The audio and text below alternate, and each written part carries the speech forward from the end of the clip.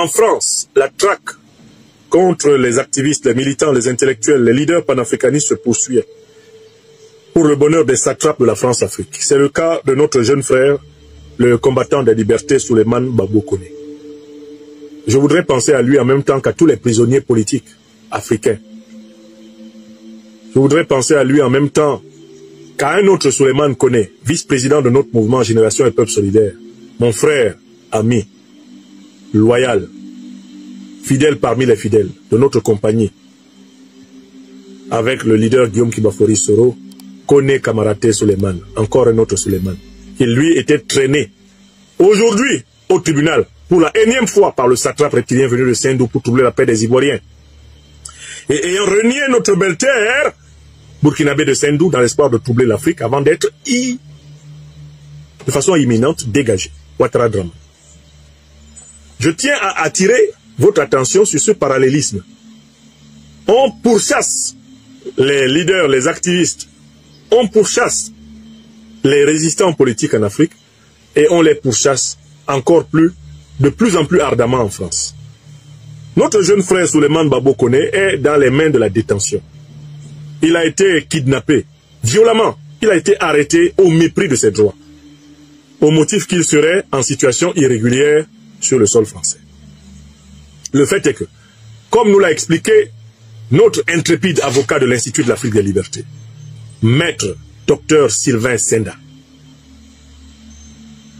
il y avait au moins 3 nullités juridiques opposables à l'arrestation musclée de l'activiste ivoirien Souleymane Gbagbo Koné.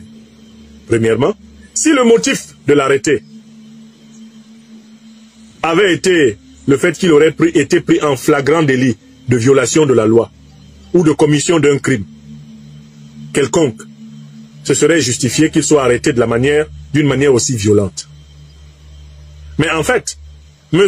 Gbagbo Koné, Souleymane, n'était pas en train de commettre une contravention, il n'était pas en train de commettre un délit ou un crime.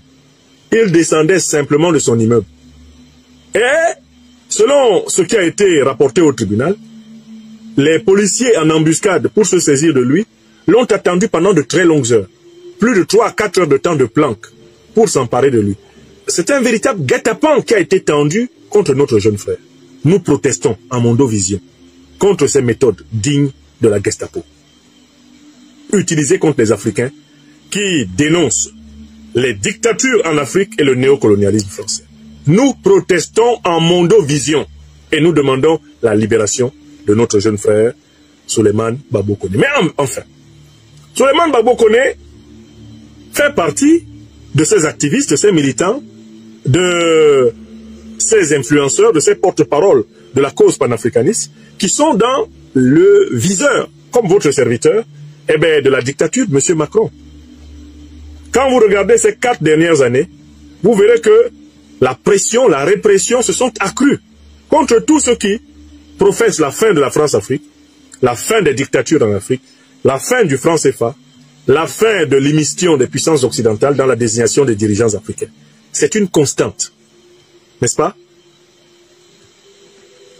Mais la constante qui est en train d'être installée ici, ce que le président Macron ne voit pas, c'est que plus en réalité il augmente la pression sur ceux qui défendent la juste cause de l'Afrique, plus en réalité il accélère la dégringolade diplomatique, financière, économique, géopolitique et géostratégique de la France. C'est-à-dire qu'en fait, l'augmentation de la répression contre les Africaines et les Africains représentatifs de l'opinion émancipatoire africaine est un accélérateur de la dégringolade de la France en Afrique. Si le président Macron voulait arrêter l'hémorragie française en Afrique, il lui faudrait immédiatement changer d'attitude envers ceux qui sont porteurs des aspirations profondes des populations africaines. Il lui faudrait s'arrêter maintenant. Et en réalité reconnaître que sa politique africaine est un échec et qu'une autre politique africaine est nécessaire, elle ne sera pas menée par lui. Moi je pense que s'il était vraiment courageux, le président Macron aurait déjà rendu sa démission. Parce que la situation politique en France et hors de France le dépasse amplement. Je ne connais pas un seul domaine dans lequel il ait réussi à prendre le dessus. sur la fatalité des événements. Donc, Souleymane Babo Koné, comme beaucoup d'activistes et de militants, d'intellectuels, de leaders panafricanistes à travers le monde, eh bien, est dans le viseur de la France-Afrique. Par conséquent, il nous faut, dans ces conditions, resserrer les rangs. Resserrer les rangs, cela veut dire quoi? Il ne faut pas que certains d'entre nous épargnent leur énergie pour dénoncer les violations des libertés de nos jeunes camarades, militants, activistes, panafricanistes. Que personne ne se mette en cachette, en réserve, que personne ne croit qu'il est plus en sécurité s'il se tait. Ça, c'est la première recommandation. Je l'adresse à tous ceux qui ont voix au chapitre, à tous ceux qui ont la possibilité de s'exprimer, qu'ils soient connus ou non sur les réseaux sociaux. Nous devons tous ensemble dénoncer la violation des droits de notre jeune frère. D'autant plus que, si demain ou après-demain, le tribunal en cour d'appel décidait de le renvoyer en Côte d'Ivoire, il faut que le monde entier sache que c'est un acte hautement criminel. Souleymane Babo Koné est un opposant au régime criminel d'Alassane Dramane Ouattara. Se permettre de le déférer, se permettre de le déporter vers la Côte d'Ivoire, c'est en réalité attenter à ses jours. C'est attenter à sa santé, attenter à sa sécurité et c'est attenter gravement à sa liberté, à sa dignité. Il faut que ce message soit passé par tous et par chacun. Que personne ne fasse la fine bouche pour dénoncer cela. J'observe que certains brillent par l'indignation à géométrie variable. Il faut que nous, Africains, nous arrêtions de vouloir que l'on nous supplie pour faire notre devoir en tant que citoyens africains. Nous devons accomplir notre devoir sans qu'on nous le demande. Notre premier devoir, c'est que ceux qui portent la voix de nos populations, de près ou de loin, dès qu'ils sont atteints, doivent être l'objet de notre mobilisation, de notre défense, de notre solidarité immédiate. Pour notre part, nous nous réjouissons d'avoir soutenu l'engagement immédiat, l'engagement prompt d'un de nos brillants avocats, Maître Sylvain Senda, de l'Institut de l'Afrique des Libertés, l'un des avocats de l'Institut de l'Afrique des Libertés, s'est immédiatement commis et placé en première ligne de la défense de notre frère. Je dis ici en Mondovision aux Africains, pas seulement de Côte d'Ivoire. J'espère que cette attitude que nous avons va se généraliser.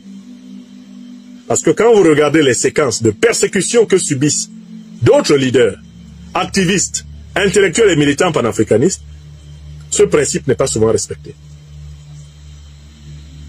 Il y en a qui font dans la fine bouche, ils font un soutien du bout des lèvres, il y en a qui font un soutien à distance, ah je ne veux pas être mêlé à ça, je ne veux pas avoir de problème. Il y en a qui ne soutiennent pas du tout, font comme s'ils ne sont pas au courant, laissent passer la vague, oubliant que c'est comme cela que nous affaiblissons le peuple africain. C'est comme cela que nous affaiblissons le peuple africain partout dans le monde. La faiblesse du peuple africain n'est que la somme de toutes nos petites lâchetés. Oh, mais j'aurais pu dire, moi, Nyamsi Wa Cameroun, j'ai tellement de problèmes. J'ai au moins 5 procès en cours. Au moins 5 procès en cours, moi tout seul.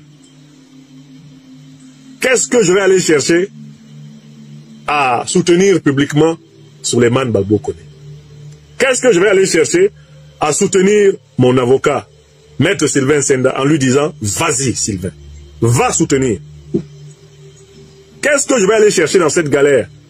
De parler de cette affaire sur mes plateformes, Facebook, YouTube, TikTok, avec les risques de censure, les signalements et toutes les menaces. Qu'est-ce que je vais aller dire dans cette affaire? Avec le risque que on considère que j'ai soutenu l'immigration clandestine. Si vous raisonnez de cette façon, vous raisonnez exactement tel que le néocolonialisme souhaiterait que les Africains raisonnent. Exactement tel que l'impérialisme souhaiterait que les Africains raisonnent. Il souhaiterait que les Africains voient toujours l'inconvénient qu'il y a à se défendre. Et ne voient jamais l'avantage qu'il y a à se défendre. Je recommence. Les néocolonialistes et les impérialistes aiment quand les Africains voient toujours l'inconvénient qu'il y a à se défendre et ne voient jamais l'avantage qu'il y a à se défendre. Or, le mécanisme panafricaniste que nous devons enclencher sur tous les continents et que nous devons transmettre à nos enfants comme une manière de vivre consiste à toujours défendre leurs droits. Ce qui doit être toujours fait là, c'est la vigilance pour la défense de nos droits. D'accord? Et ce qui ne doit jamais être fait, c'est l'abandon de nos droits. Ne jamais abandonner. Toujours défendre. Toujours veiller. C'est cette mission d'éveil que nous accomplissons. Et nous appelons les uns et les autres, que vous soyez visibles ou non, à assumer chacun sa part de devoir. Car, en fait, notre faiblesse collective n'est que la somme de nos lâchetés individuelles. Vous additionnez bien toutes nos lâchetés individuelles, ça donne une grosse faiblesse comme ça. Troisième remarque. Souleymane Gbagbo Koné, défendu par les intrépides avocats, dont notre frère, Maître Sylvain Senda, avait obtenu une victoire devant le juge des libertés. Le juge des libertés a estimé que ce monsieur-là ne risquait pas d'échapper à la justice, ne vivait pas d'une manière hostile à la loi et à l'État français, et que ce monsieur pouvait rentrer chez lui, quitte à attendre la réponse que l'État français apporterait à sa demande de régularisation de sa situation administrative. C'est une victoire judiciaire qui a été remportée par les avocats de l'Afrique des libertés, qui a été remportée par Maître Sylvain Senda, devant le juge des libertés.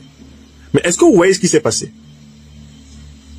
Le juge des libertés prononce la libération et la mise en liberté surveillée de Souleymane Gbagbo Koné.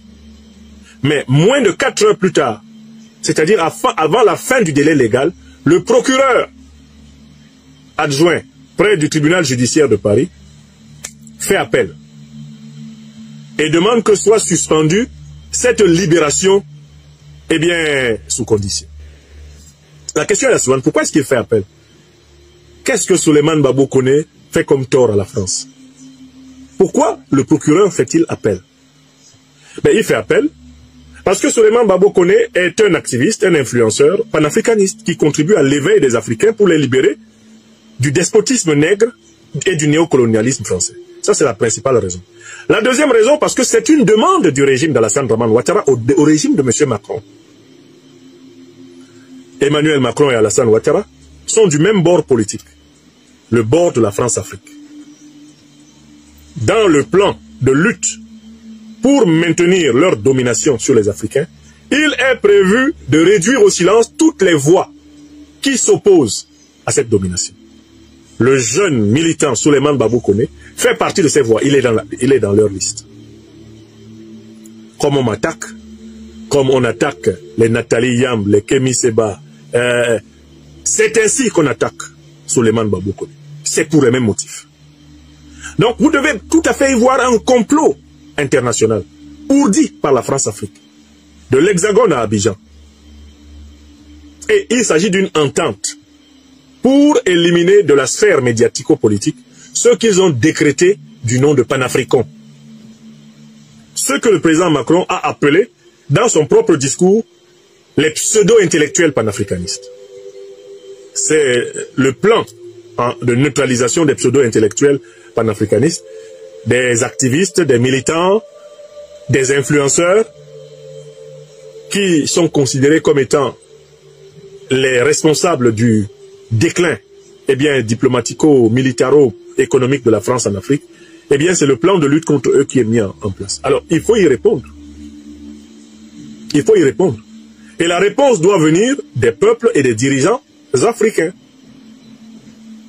Mais quand on réduit les droits des Africains en Occident, il faut réduire les droits de ceux qui persécutent les Africains en Afrique. Je recommence une deuxième fois. Il faut que cette machine d'action-réaction fonctionne à merveille pour qu'ils comprennent. Vous avez vu comment ils ont compris avec Trump? Trump a coupé l'aide militaire à Zelensky aujourd'hui. Aujourd'hui même Zelensky dit « je suis prêt à tout signer ». Les impérialistes occidentaux ne s'y entendent qu'au rapport de force. Quand vous les voyez augmenter la pression sur nous, ici en Occident, augmenter la pression sur eux, là-bas en Afrique. Je recommence. Ils ne s'entendent qu'au rapport de force, les impérialistes et les néocolonialistes. Quand vous les voyez augmenter la pression sur nous, augmentez la pression sur eux. Si vous augmentez la pression sur eux, ils baissent la pression sur nous. Si vous baissez la pression sur eux, ils augmentent la pression sur nous. C'est un système de vase communicant. Est-ce que vous comprenez? Et il faut que nos dirigeants et nos peuples comprennent cela. Les diasporas africaines seront respectées si, lorsqu'elles ne sont pas respectées, les puissances qui ne les respectent pas sont forcées en Afrique au respect. C'est une relation dialectique. C'est la relation dialectique du tu tapes, je rends. Tu tapes, je rends. Tu tapes, je rends. Tic, tac. Tic, tac. Tic, tac. Les impérialistes et les néocolonialistes comprennent parfaitement ce langage. Vous avez vu Zelensky? Trump a coupé l'aide militaire à midi. À 15 h, Zelensky a bien parlé. Il dit non, que lui, il est prêt à tout signer. Que non, faut pas. Ce que j'avais dit au bureau Val là, non, c'est la colère. Eh, papa Trump, pardon. Pardon. En bon, Zelensky. On ne dirait pas, hein. Et c'est comme ça qu'ils fonctionnent tous. Donc quand vous les voyez augmenter la pression sur nous ici, il faut augmenter la pression sur eux là-bas. Vous allez observer que quand vous augmentez la pression sur eux là-bas, ils baissent la pression sur nous ici. C'est une loi. C'est une loi de l'histoire, c'est une loi de la tactique, de la stratégie, c'est une loi de la politique. D'accord? Les diasporas sont toujours défendus par les puissances nationales. Pour qu'une diaspora soit respectée, il faut qu'elle ait derrière elle des puissances nationales respectées. Est-ce qu'on s'amuse avec les Chinois en France? Non, mais parce que la Chine est une puissance. On ne joue pas avec les Chinois ici. On ne peut pas s'amuser avec un Chinois comme ça. Surtout s'il est soutenu par l'État chinois.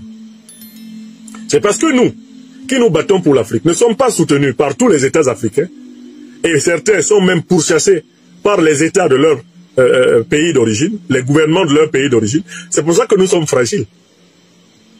Mais oui, si les activistes panafricanistes qui vivent en Europe, qui vivent en France, qui vivent en Amérique, au Canada, un peu partout là, étaient massivement soutenus par les gouvernements africains, vous pensez qu'ils seraient persécutés en Europe?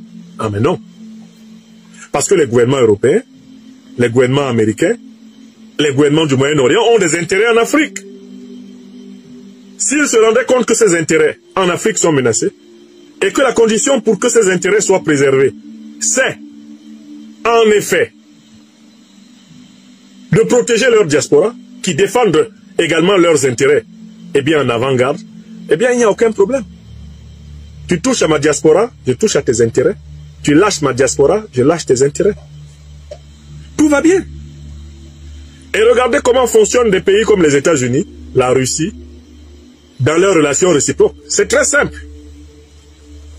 Les États-Unis renvoient des diplomates russes, les Russes renvoient des diplomates américains. Les États-Unis mettent la main sur des avoirs russes, là où les Russes peuvent mettre les mains sur les avoirs américains, ils mettent la main. Oui!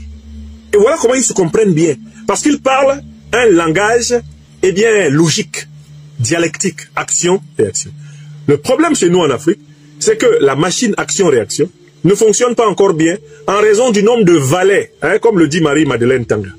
Le nombre de valets que nous avons à la tête des États africains est tellement élevé que la machine d'action-réaction, elle fonctionne seulement sur le plan cosmique et exceptionnellement sur le plan politique.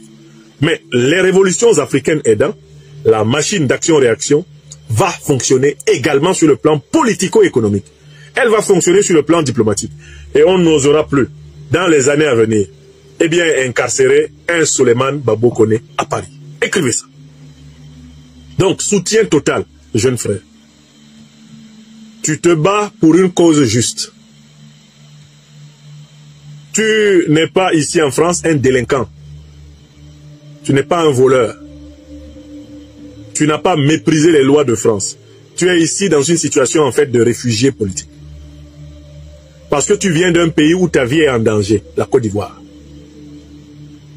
Tu viens d'un pays où ta vie est menacée, la Côte d'Ivoire.